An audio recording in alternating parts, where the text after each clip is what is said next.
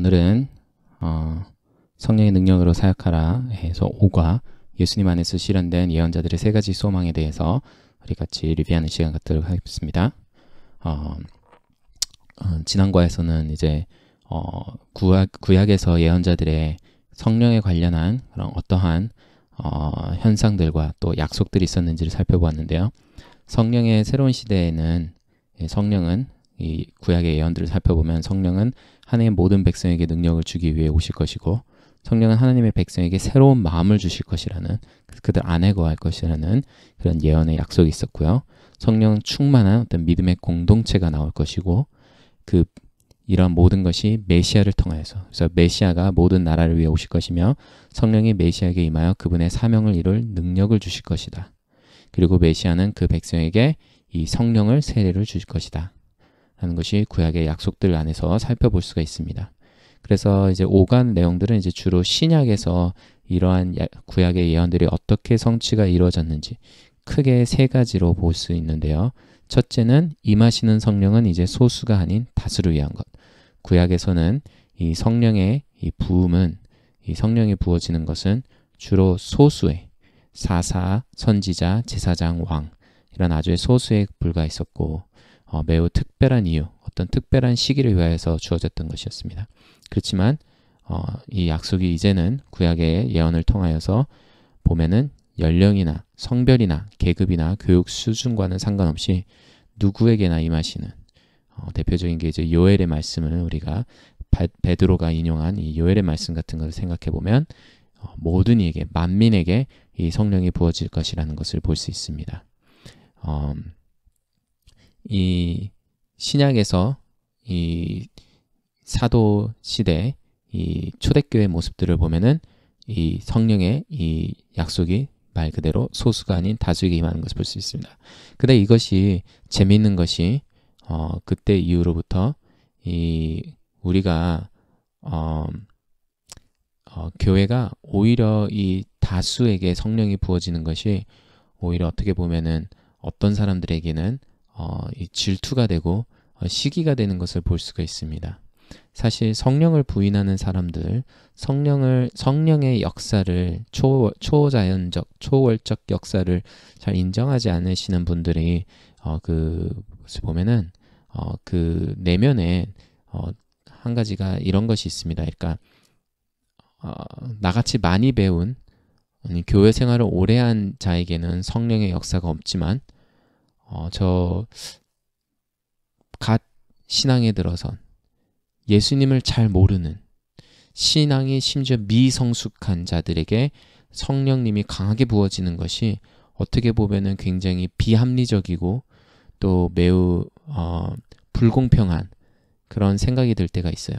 하지만 이 저자의 말씀처럼 하나님께서는 차별하지 않을 권리가 있고, 그분의 능력을 계시는 일에, 그분의 능력을 계시하는 일에 양해를 구하실 필요가 없습니다. 하나님의 능력을 받을 자격이 있는 사람은 아무도 없어요.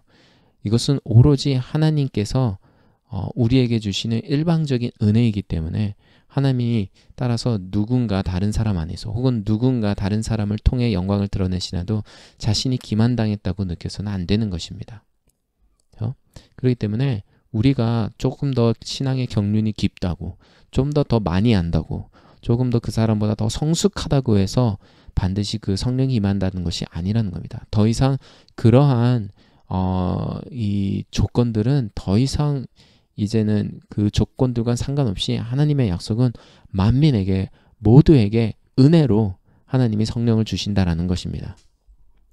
둘째는 새로운 생각이죠. 구약에선 없었던 바로 내주하시는 성령의 경험입니다.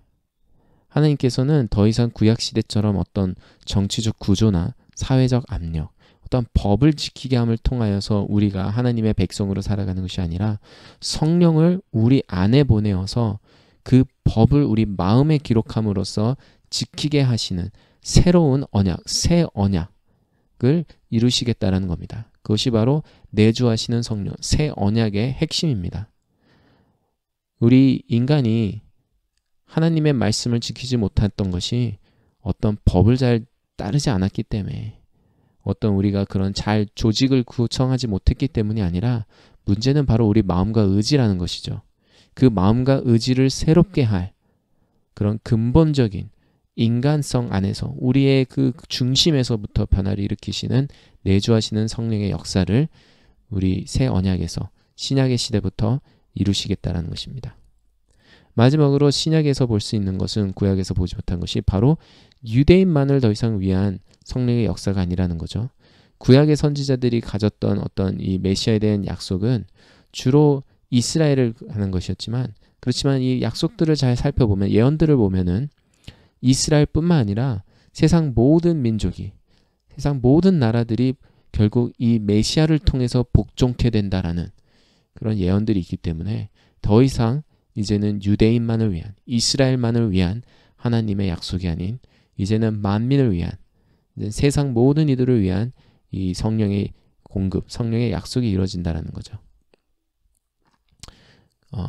그리고 이 모든 것이 바로 이 메시아를 통해서 이루어질 거라는 것.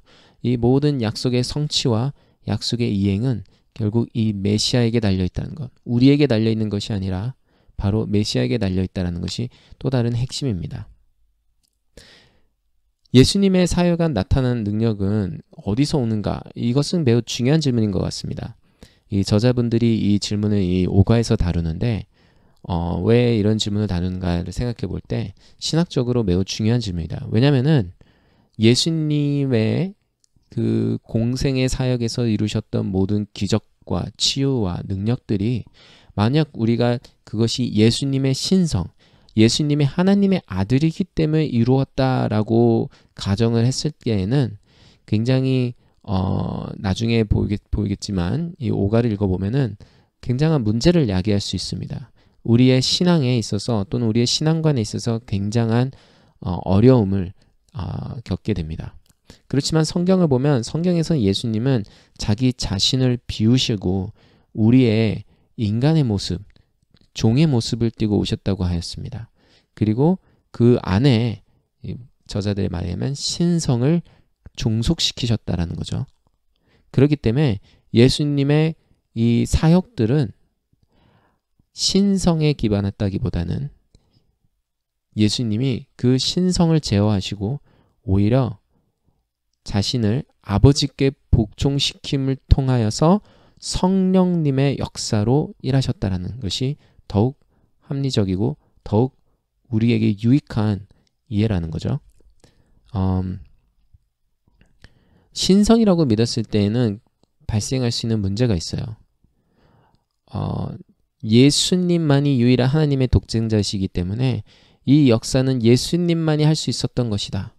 기적과 치유와 모든 이런 것들은 예수님이기 때문에 가능하다 라고 우리가 주장을 해서 우리 이 시대에는 더 이상 그러한 기적과 치유와 이런 것들을 기대하면 안 된다 라고 하면은 문제가 예수님의 몇몇 말씀들이 굉장히 상반되고 또 그 말씀을 우리가 어떻게 해석할 방법이 없어져요. 특히 요한복음 14장 12절 말씀 같이 나를 믿는 자는 나의 하는 일을 저도 할 것이라고 하는 이런 말씀들이 더 이상 말이 되지가 않게 돼요. 예수님 왜 이러한 약속들을 하셨는지, 왜 예수님은 제자들에게 능력을 받고 또 권세를 받고 또 그 제자들의 그 제자들까지 이것이 이루어지기를, 증인의 삶을 살기를, 이러한 능력이 우리에게 있을 거라는 그런 약속을 하셨는지, 그것이 사실 그러면 말이 안 된다는 거죠. 또 둘째는 예수님은 자신 안에 있는 신성의 불꽃으로 능력 있는 일을 하셨다라는 이러한 말도 안 되는 생각들이 들기 시작할 수 있다는 거예요. 그러니까 무슨 말이냐면은 예수님의 신성으로 하셨다면 우리가 그런 일을 할 수 있다면, 그리고 실제로 우리도 그런 일을 할 수 있는 모습을 본다면, 그렇다면 예수님이 신성이게 했다면 우리도 신성이 있는 거 아닌가? 이러한 착각에 빠질 수 있다는 거예요. 그것이 바로 이제 요새 많이 일어나는 뉴에이지의 가르치는 이 핵심들이죠. 우리에게도 이 안에 하나님이 주신 어떤 뭔가 신성한 것이 있다는 거예요. 신령한 신성이 있다는 거예요. 그리고 그 신성을 깨우치는 것이 우리가 해야 할 것이고, 그렇게 함을 통하여서 어떤 기적을 행하고 어떤 놀라운 일들을 이룰 수 있다, 이렇게 주장하는 거죠. 이게 바로 이 영지주의, 일어나는 겁니다. 우리가 그래서 이 뉴에이지 이런 데를 보면은 뭐 무슨 우리 안에 감춰진 어떤 영안, 제3의 눈, 뭐 이런 것들을 깨워서 어떤 깨달음을 얻어서 우리의 어떤 감춰졌던 우리 안에 심겨져 있던 어떤 신령한 신성한 어떤 신성의 무언가를 깨워서 그거를 활용하여서 우리가 세상에 뭔가 변화를 일으킬 수 있고 에너지를 일으킬 수 있고 이런 세상을 이런 사상의 그런 결과를 날 수 있다라는 겁니다. 그것이 아니라 예수님의 공생의 사역은 물론 공생의 사역 안에서는 요한복음 말씀 같은 데서도 보면은 당연히 하나님의 아들이심을 증거하기 위하여 이루어진 이 예수님의 하나님의 아들이기 때문에 예수님이기 때문에 하신 그런 기적들이 있어요. 하지만 전반적으로 예수님의 하신 그 모든 기적들은 그 우리를 위하여서 본보기가 되시기 위해 우리를 위하여 example이 되기 위하여서 친히 복종함을 통하여서 그 인성 안에서 복종함을 통하여서 아버지께 복종함을 통하여서 그 아버지께서 주신 그 성령의 그 운동하심으로 성령의 일하심으로 놀라운 기적들과 역사들을 이루셨다는 거죠. 그러한 것이 훨씬 더 우리에게 건강한 이해이고 바른 신앙이고 또 그러한 기초에 발달하여서 우리가 어떻게 성령을 받아들이고 성령을 이해해야 되는가라는 것이 중요하죠. 그래서 다음 시간에는 6과부터는 또 성령 충만에 대해서 또 살펴보는 시간 됐으면 좋겠습니다. 오늘은 여기까지입니다. 감사합니다.